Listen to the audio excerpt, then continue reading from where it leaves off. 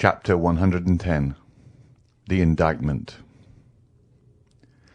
The judges took their places in the midst of the most profound silence.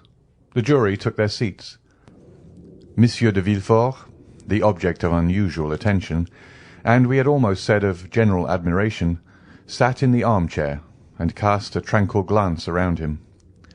Everyone looked with astonishment on that grave and severe face, whose calm expression personal griefs had been unable to disturb, and the aspect of a man who was a stranger to all human emotions excited something very like terror. "Gendarme," said the President, "lead in the accused." At these words the public attention became more intense, and all eyes were turned towards the door through which Benedetto was to enter. The door soon opened, and the accused appeared. The same impression was experienced by all present, and no one was deceived by the expression of his countenance. His features bore no sign of that deep emotion which stops the beating of the heart and blanches the cheek. His hands, gracefully placed one upon his hat, the other in the opening of his white waistcoat, were not at all tremulous. His eye was calm and even brilliant. Scarcely had he entered the hall when he glanced at the whole body of magistrates and assistants. His eye rested longer on the president, and still more so on the king's attorney. By the side of Andrea was stationed the lawyer who was to conduct his defence, and who had been appointed by the court, for Andrea disdained to pay any attention to those details, to which he appeared to attach no importance. The lawyer was a young man with light hair, whose face expressed 100 times more emotion than that which characterized the prisoner. The president called for the indictment, revised, as we know, by the clever and implacable pen of Villefort. During the reading of this, which was long, the public attention was continually drawn towards Andrea, who bore the inspection with Spartan unconcern. Villefort had never been so concise and eloquent. The crime was depicted in the most vivid colours, the former life of the prisoner, his transformation. A review of his life from the earliest period was set forth with all the talent that a knowledge of human life could furnish to a mind like that of the procureur. Benedetto was thus forever condemned in public opinion before the sentence of the law could be pronounced. Andrea paid no attention to the successive charges which were brought against him. Monsieur de Villefort, who examined him attentively, and who no doubt practised upon him all the psychological studies he was accustomed to use, in vain endeavoured to make him lower his eyes, notwithstanding the depth and profundity of his gaze. At length the reading of the indictment was ended. "Accused," said the president, "your name and surname." Andrea arose. "Excuse me, Mr. President," he said in a clear voice, "but I see you are going to adopt a course of questions through which I cannot follow you. I have an idea, which I will explain by and by, of making an exception to the usual form of accusation. Allow me then, if you please, to answer in different order, or I will not do so at all." The astonished president looked at the jury, who in turn looked at Villefort. The whole assembly manifested great surprise, but Andrea appeared quite unmoved. "Your age?" said the president. "You will answer that question?" "I will answer that question, as well as the rest, Mr. President, but in its turn." "Your age?" repeated the president. "I am 21 years old, or rather I shall be in a few days, as I was born the night of the 27th of September, 1817. Monsieur de Villefort, who was busy taking down some notes, raised his head at the mention of this date. "Where were you born?" continued the president. "At Auteuil, near Paris." Monsieur de Villefort a second time raised his head, looked at Benedetto as if he had been gazing at the head of Medusa, and became livid. As for Benedetto, he gracefully wiped his lips with a fine cambric pocket-handkerchief. "Your profession?" "First I was a forger," answered Andrea as calmly as possible. "Then I became a thief, and lately have become an assassin." A murmur, or rather storm, of indignation burst from all parts of the assembly. The judges themselves appeared to be stupefied, and the jury manifested tokens of disgust for cynicism so unexpected in a man of fashion. Monsieur de Villefort pressed his hand upon his brow, which at first pale had become red and burning. Then he suddenly arose and looked around as though he had lost his senses. He wanted air. "Are you looking for anything, Monsieur Procureur?" asked Benedetto with his most ingratiating smile. Monsieur de Villefort answered nothing, but sat, or rather threw himself down again upon his chair. "And now, prisoner, you will consent to tell your name," said the president. "The brutal affectation with which you have enumerated and classified your crimes calls for a severe reprimand on the part of the court, both in the name of morality and for the respect due to humanity. You appear to consider this a point of honour, and it may be for this reason that you have delayed acknowledging your name. You wished it to be preceded by all these titles." "It is quite wonderful, Mr. President, how entirely you have read my thoughts," said Benedetto in his softest voice and most polite manner. "This is indeed the reason why I begged you to alter the order of the questions." The public astonishment had reached its height. There was no longer any deceit or bravado in the manner of the accused. The audience felt that a startling revelation was to follow this ominous prelude. "Well," said the president, "your name?" "I cannot tell you my name, since I do not know it. But I know my father's, and can tell it to you." A painful giddiness overwhelmed Villefort. Great drops of acrid sweat fell from his face upon the papers which he held in his convulsed hand. "Repeat your father's name," said the president.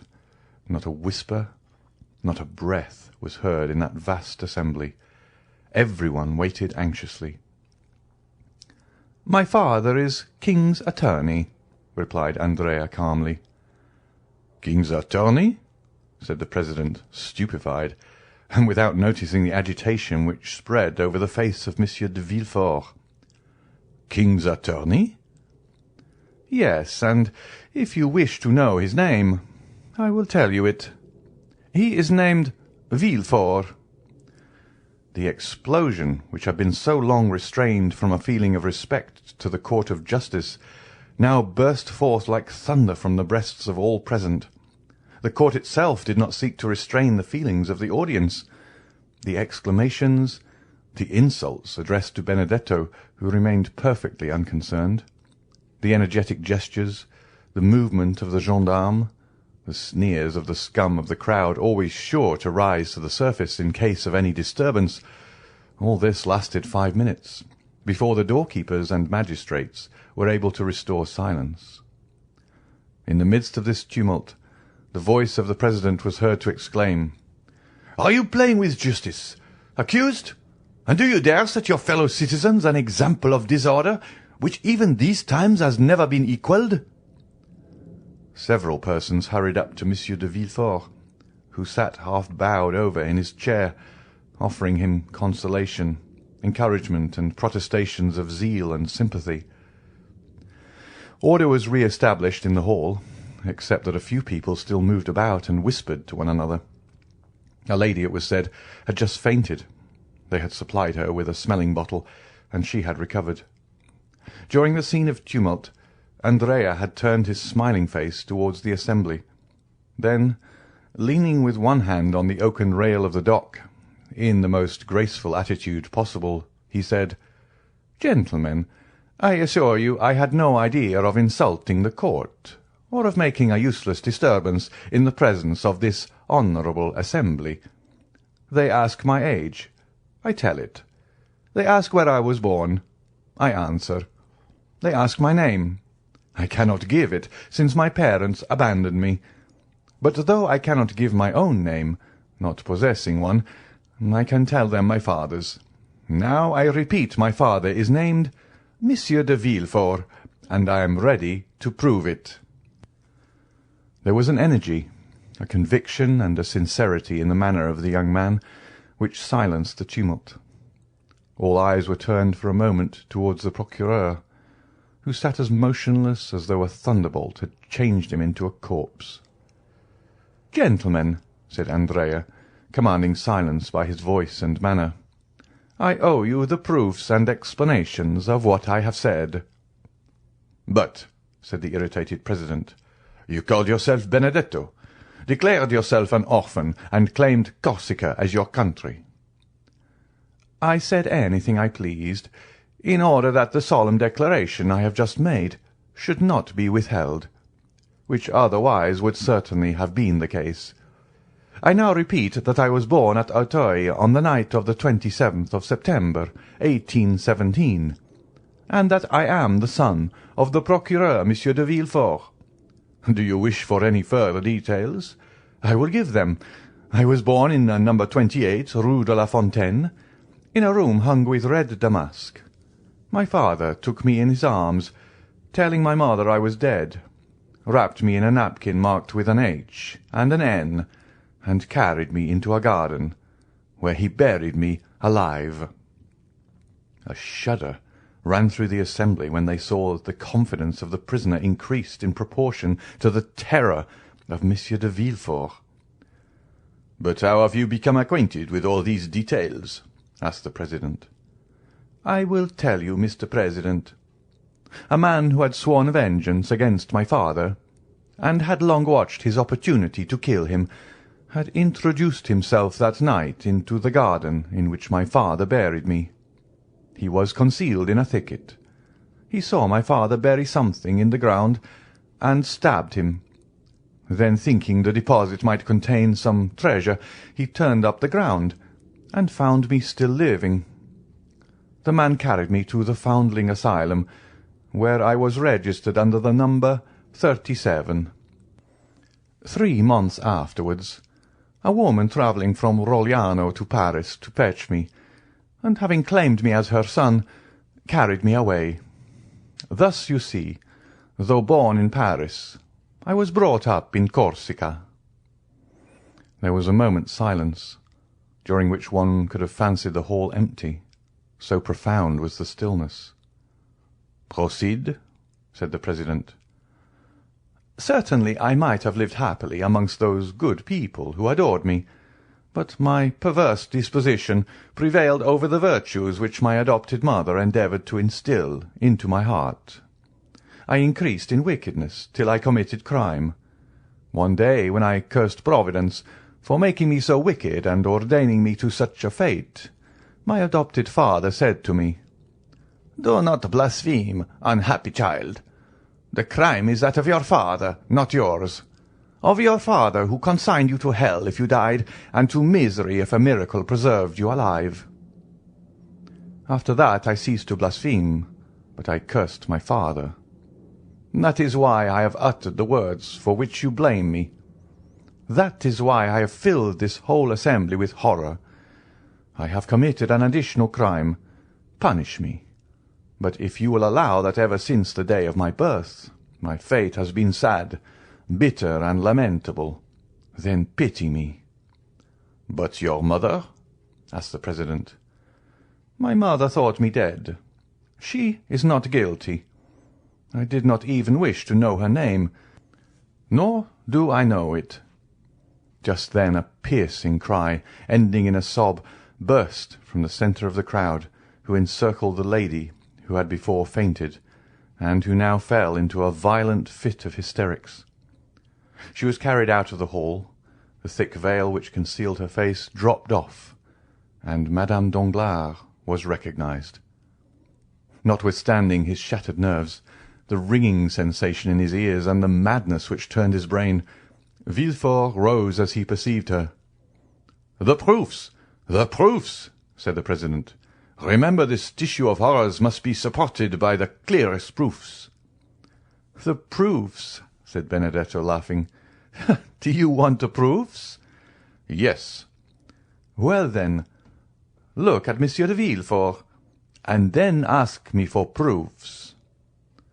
Everyone turned towards the procureur, who, unable to bear the universal gaze now riveted on him alone, advanced staggering into the midst of the tribunal, with his hair dishevelled and his face indented with the mark of his nails. The whole assembly uttered a long murmur of astonishment. "Father," said Benedetto, "I am asked for proofs. Do you wish me to give them?" "No, no, it is useless," stammered Monsieur de Villefort in a hoarse voice. "No, it is useless." "How useless?" cried the president. "What do you mean?" "I mean that I feel it impossible to struggle against this deadly weight which crushes me. Gentlemen, I know I am in the hands of an avenging God. We need no proofs. Everything relating to this young man is true." A dull, gloomy silence, like that which precedes some awful phenomenon of nature, pervaded the assembly, who shuddered in dismay.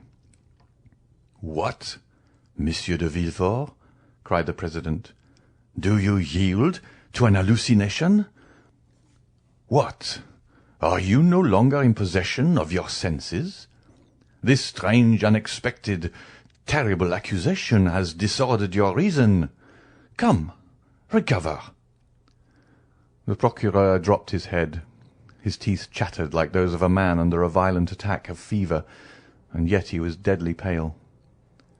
"I am in possession of all my senses, sir," he said. "My body alone suffers, as you may suppose. I acknowledge myself guilty of all the young man has brought against me, and from this hour hold myself under the authority of the procureur, who will succeed me." And as he spoke these words with a hoarse, choking voice, he staggered towards the door, which was mechanically opened by a doorkeeper. The whole assembly were dumb with astonishment at the revelation and confession which had produced a catastrophe so different from that which had been expected during the last fortnight by the Parisian world. "Well," said Beauchamp, "let them now say that drama is unnatural." "Ma foi," said Château Renaud, "I would rather end my career like Monsieur de Morcerf. A pistol-shot seems quite delightful compared with this catastrophe." "And moreover it kills," said Beauchamp. "And to think I had an idea of marrying his daughter," said Debray. "She did well to die, poor girl." "The sitting is adjourned, gentlemen," said the president. "Fresh inquiries will be made, and the case will be tried next session by another magistrate." As for Andrea, who was calm and more interesting than ever, he left the hall escorted by gendarmes who involuntarily paid him some attention. "Well, what do you think of this, my fine fellow?" asked Debray of the sergeant-at-arms, slipping a louis into his hand. "There will be extenuating circumstance," he replied. End of chapter 110.